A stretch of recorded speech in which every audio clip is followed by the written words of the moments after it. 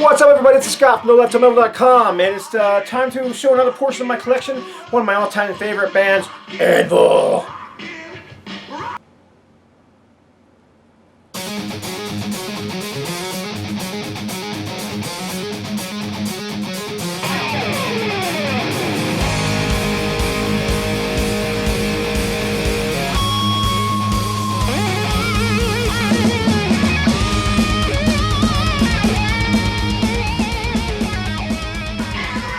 Right, so we're going to be doing my Anvil vinyl and CD collection.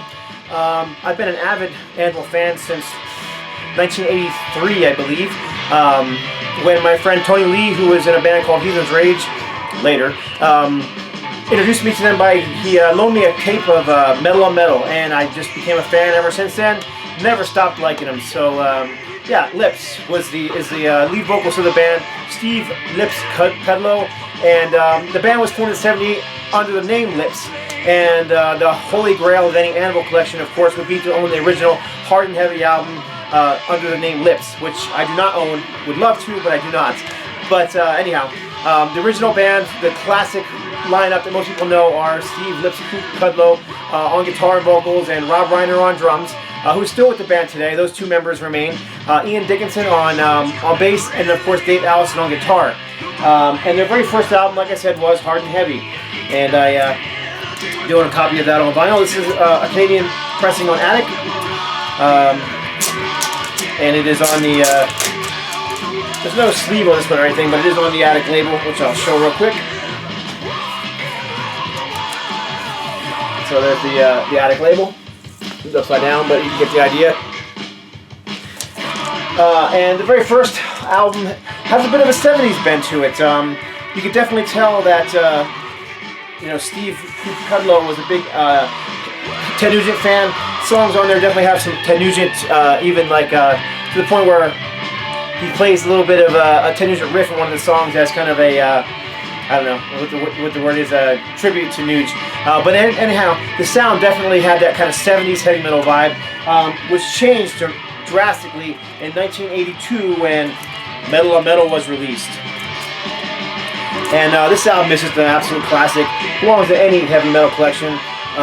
This album happens to be signed by Rob and Lips, who I did meet once, and I will share that experience in a separate video, a Memorabilia Minute video. And I actually have two copies of this. This is my autographed copy on Attic. There's a couple of pressings there's actually a bunch of different pressings of this album. This is a copy on Attic, but I think this is like a second or third pressing that is autographed by them. And then I also have a first pressing, also on Attic. And this version is on a different. It's on a different. It's still an Attic label, but it's got a different. It's got the original Attic label, and also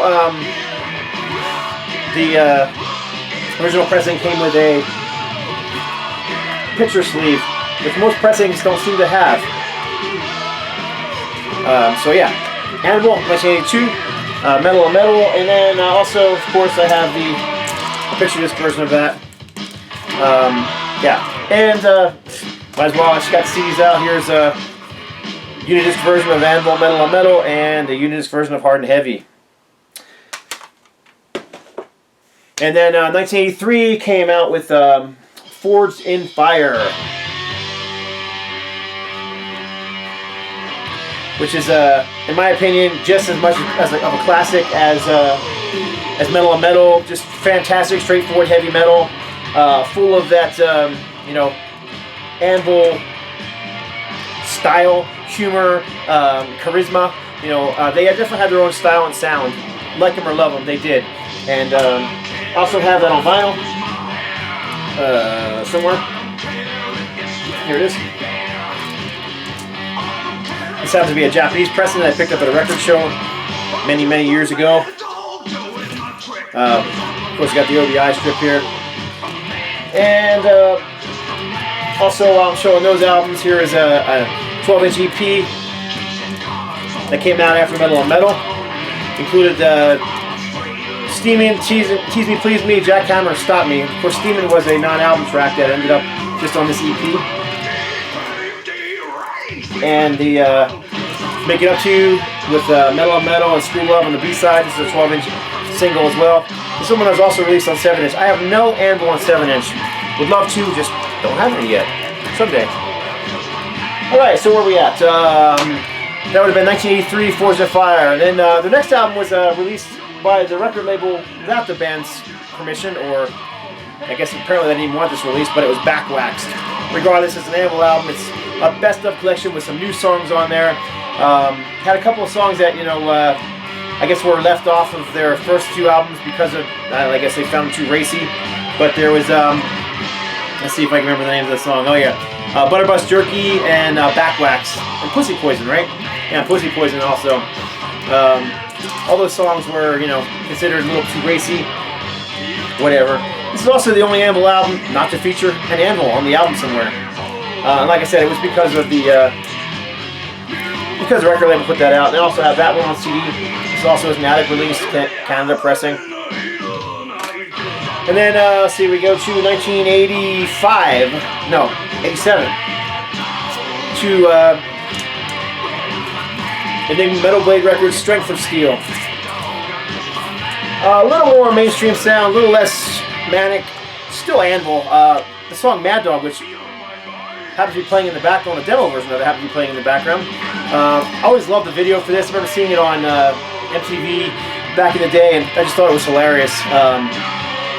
You know, I just personally think this is a classic Anvil record. Unfortunately, a lot of people didn't think it was a classic Anvil record, and they seem to lose fans. I don't know why. It's a good record. Strength of Steel, 1987. And then, let's see what we got next. This would be 1988, I believe. Strength of Steel on Metal Blade Records. And this album returned the band to a more heavy sound. I guess forces within the band, you know, were fighting back and forth whether they wanted to be more commercial or whether they wanted to be more heavy. On this album, they were more heavy, and I thought it was a great. I think it's a great record. It's classic Anvil. If you like the first 4 records, no reason you wouldn't like this one as well. They also have it on CD somewhere.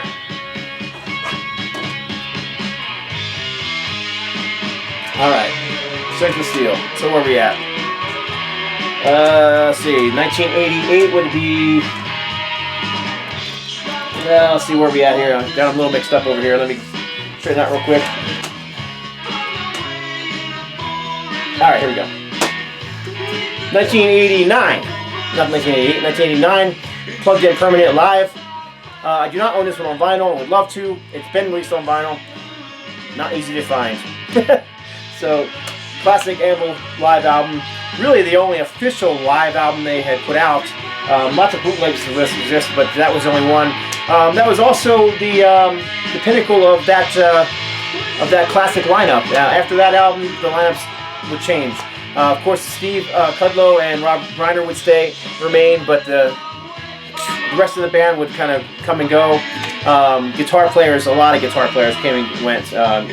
Of course, a lot of bass players came and went as well. So, next up would have been Worth the Wait. Worth the Wait was 1992, I believe. And this album has been re-released on vinyl. I don't have it yet. I bought this when it was a brand new release. Still a classic Anvil sound. People say the sound quality is not quite as good. It's raw, nasty, heavy metal. It's good for what it is, and I enjoy this album quite a bit. This also featured Sebastian Marino, who I believe went on to be with Overkill for a while. And let's see, 1996, Plugged In Permanent. Of course, this was during the craze of all the unplugged days, you know, and the alternative and grunge era, and Anvil stuck to their guns, man. They just kept playing Anvil-style music. The world forgot about them. I didn't. I still loved them. I bought them all as new releases. Let's see where we at. So, 1990... Ooh, we're in the 90s now. Absolutely No Alternative, which which I think is another great title. 1997, I believe. This is a German pressing. I don't have this one on vinyl either. In the 90s, I was buying mostly CDs. And then 1999 was Speed of Sound. And this is a fantastic record. I think this is I mean, if you didn't like, you know, Plugged In Permanent and Worth the Wait in those albums, this album was a return to form. It's a great record. Every song on here smokes. Let's see, the title track, Blood on the Playground. Great, great song about, you know, all the killings that were going on in the schools. Deadbeat Dad, Man Overboard, No Evil. Of course, every Anvil album had to have this silly Spinal Tap sex song. This one has Mattress Mambo. Park That Truck, Park That Truck, Park That Truck. Anyhow, classic Anvil album. Nobody said that, you know, heavy metal or rock and roll had to be rocket science, and this definitely isn't rocket science. It's just great headbanging heavy metal from Anvil. And I do have that one on vinyl, and I did get this one autographed as well by the entire, well, I should say the entire band. I've never met the guitar player that was on this album, whose name was, of course, slipping my mind. Let's see, yeah, Ivan Hurd. By the time I met Anvil, Ivan was out of the band, which was just after the release of the Anvil movie. But I do have the rest of the band signatures on here, which is cool. I think this is a German pressing. No, this is a UK pressing. Massacre Records. Okay, where we at? Oh, this is kind of cool too. This is a shaped CD EP that came out on Massacre Records in that same year, 1999. See if I can get it off of the spindle so you can kind of see what it looks like. Of course, this kind of a CD has to play on a spindle-style CD player, like an old Walkman or that kind of thing. Regardless, it's a cool CD EP. Contains 5 songs, including a live version of Metal on Metal. And then we have Still Going Strong, 2002. Again, I think this is a solid record. Songs like Race Against Time, it's awesome. White Rhino is just a fantastic song. It features some great drum work from Rob. Again, the silly Spinal Tap sex song is Hollywood. One thing I always thought about Anvil that would have been better is if they would have kind of dropped that. As I got older, I just thought it kind of got even more silly. That kind of, you know, teenage sexuality stuff that they would write about on every album. They have a song like that. Whatever. Just my opinion. I love Anvil, so don't get me wrong. It's just one thing I thought was always kind of silly on all the records. But Anvil Anthology, I believe this is 1999. Not 100% positive on that. I didn't look it up. But this is a UK pressing, I believe. No, this is a US pressing, Metal Blade Records. This is a cool album. This is one of my personal collection, Ironclad. This is an album that I did with a friend of mine, Randy Michaud, Trog, who's been featured in my videos before. Him and I put this 2-disc album together. We never sold it. I mean, it's basically a bootleg because it's, you know, not issued from the band, but it's just a 2-CD collection of our favorite songs from the band and some rarities and stuff like that. But this one is from 1981 to 1989, and then second disc is 1991 through 2002, I believe it was. Yeah, 2002. Again, just something from our personal collections. Him and I are the only 2 people that have copies of that, so just a fan thing. So we got Plenty of Power, 2001. Again, another solid record from them. The title track is great. If they don't play it at every show, they should. It's just a really, really good record. Groove Science, The Creep, Computer Drone, great songs. Real Metal, another, you know, ode to classic heavy metal on here. And then this one actually contains a bonus track called Left Behind. Alright, I'm cranking through. I have a lot of stuff to show, so I'm cranking through as quickly as I can here. This is the special edition release of a Back to Basics 2-disc collection. Of all the stuff Anvil released from, you know, in the 90s and the early 2000s. This is probably my least favorite. It's not that I don't like it. I do like it. I do play it from time to time. It's just not my favorite amongst all their stuff, you know. And this one comes with a DVD, Live at Whackin'. I believe it was from 1998. Great performance by the band. It's funny watching at the end of the show, you can just tell Steve just loves being on stage, loves playing, and you can just really see it at the end of the show because he doesn't even want to get off stage. They're kind of like pulling him off with the cane, you know. Come on, Steve, get off stage. But it's a great performance. Cool DVD. I've watched it many, many times. Okay, so after that, people basically forgot Anvil. I mean, I don't know why. You know, they were a huge band, you know, very influential, especially during the new wave of British heavy metal movement. Despite the fact that they were from Canada, you know, they were very influential, not only to that whole movement, but also to the thrash movement. But people just somehow forgot about them. But, of course, the Anvil movie came out, and I thought I'd show my promo fanny pack from the movie. And it comes with the Anvil movie inside of it, and this one's actually still sealed. I have 2 copies of this, so I have another copy of this that I got autographed. That's I didn't bring to show in this video for some reason, but yeah, this is the Anvil movie that came in as the promo inside this one. It's still got the little seal on top of it, so just a cool collector's item for the Anvil fanatic, which I am. But that Anvil movie brought them back some popularity. However, when they recorded that This Is 13 album that, you know, everybody sees in the movie, it didn't immediately come out on some big record label. I mean, they really struggled to get that album out, come up with the money for it, as the movie shows. And then when they finally had it out, they couldn't find a record label, so they ended up releasing it themselves. This Is 13. So I ended up buying the album directly from Rob Reiner, right off of, I think it was, I don't know, MySpace, Facebook, his website, one of those kind of things. But I just bought it directly from the band. And you can see on the bottom down here, the bottom corner, it actually says Anvil on it. There's no record company. But the album was later picked up by VH1 Classic Records, and I ended up purchasing that one as well. This is a promo copy that I found at a used store, and the reason I grabbed it, even though I had the other one, is because it has the extra song "Thumb Hang" on it, which is, you know, a song, one of the early songs the band had written for the movie, and they re-recorded, of course, after the movie. And I think This Is 13 is a very good record. I also have that one on vinyl. And again, I also had this one autographed by the band when I met them. And I believe this is a gatefold, so I might as well pop this out and show that one.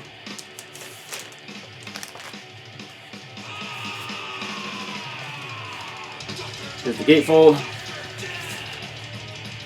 And then the classic Anvil logo on the label. And again, it's signed by all 3 members that were in the band at the time.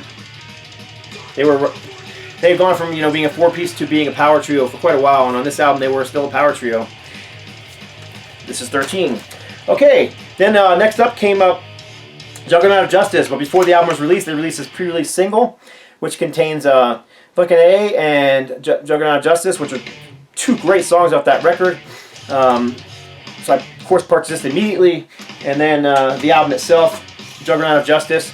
And this is one of the new albums I don't own on vinyl. Now, this is on my Kill For Want list on vinyl. I don't have it. Really wish I did. One of these days, I'm hoping to find it. And then, so that would have been 2011. And then 2013 was Hope and Hell, which is their most recent album. I'll show this one as well. This is a gatefold.